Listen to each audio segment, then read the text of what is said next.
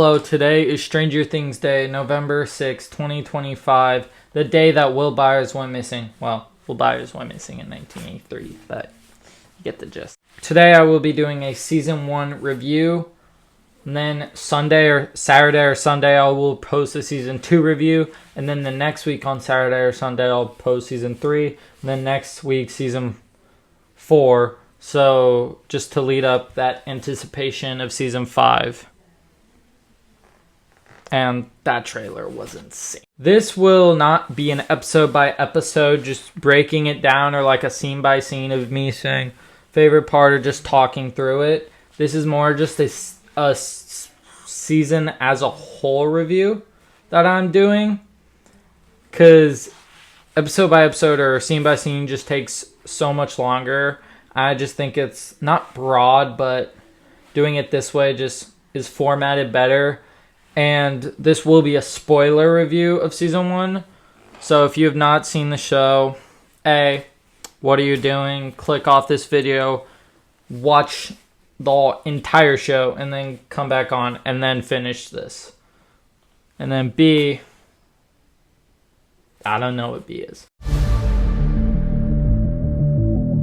Starting off with the whole story as a whole of this season, I think it's really well done. It doesn't feel like a show. It feels like just an 8-hour movie. Each story isn't too long. It doesn't take up too much time.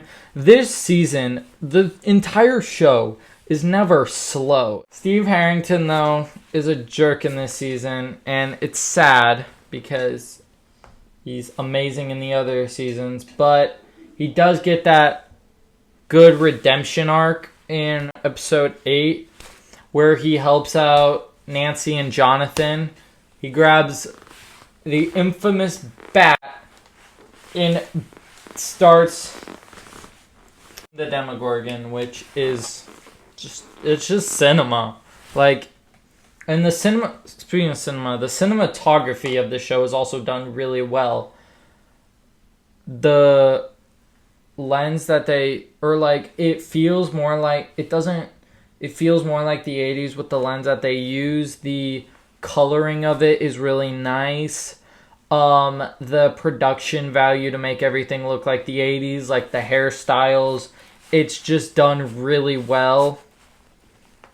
Also, a great character that doesn't have that much screen time is Ted Wheeler.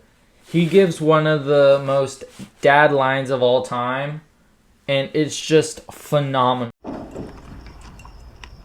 I hope you're enjoying your chicken, Ted. What did I do? Hey, what did I do?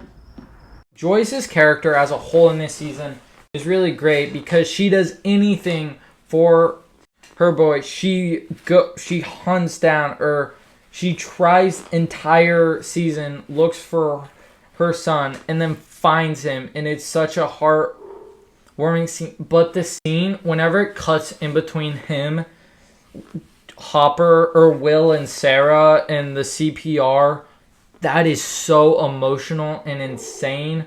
But it's like done so well because it's like he's hitting so hard because he knows what it feels like to lose a kid, and he just doesn't want Joyce to go through that, and it's just such a powerful scene. With the kid's story in general, it was really done well with these child actors. Obviously did a great job. Millie Bobby Brown giving the performance to show so much emotion with the Papa scenes.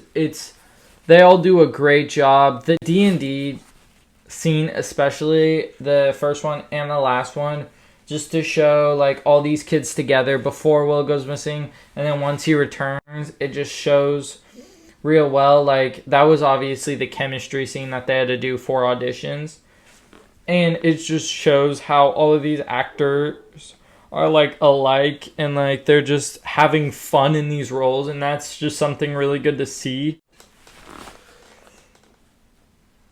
Now, character deaths, Matthew Modine, or Papa dies in it. He doesn't really.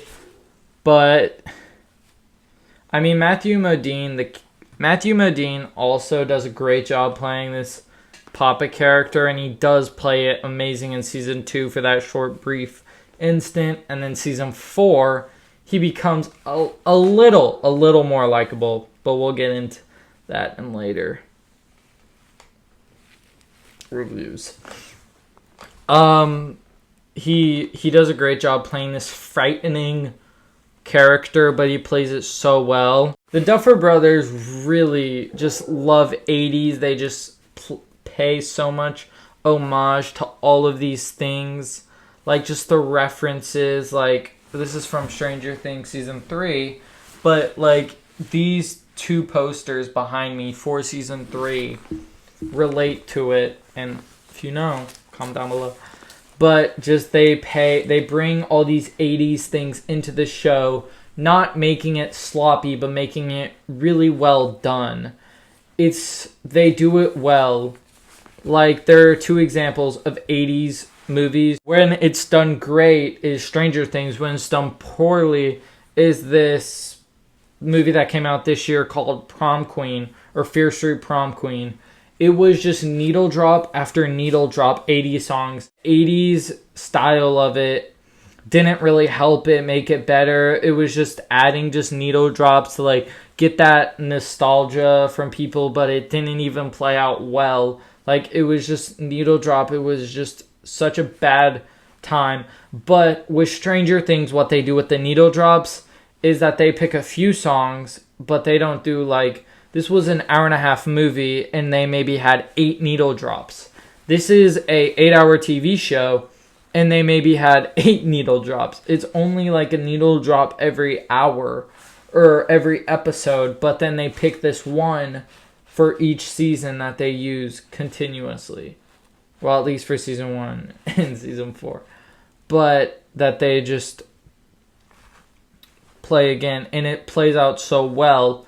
And it builds around one of the main characters of the season. The whole point of Should I Stay or Should I Go is about, for Joyce, it's should I stay and let the police do their work, or should I go and try to find my son and do it myself? Or how it's used in the thing with whenever it plays on the actual radio once the Demogorgon attack. Should she stay or should she leave the house?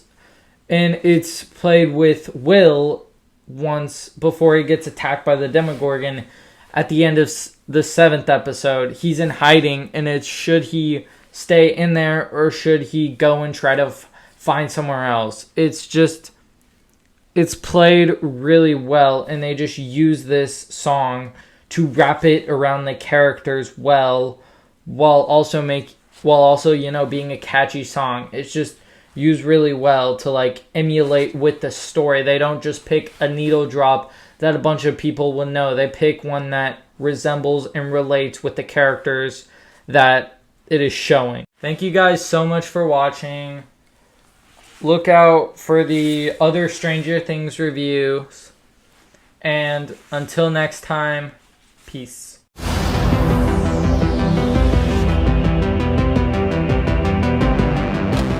Fill up that bat? Bat? What bat? One with the nails.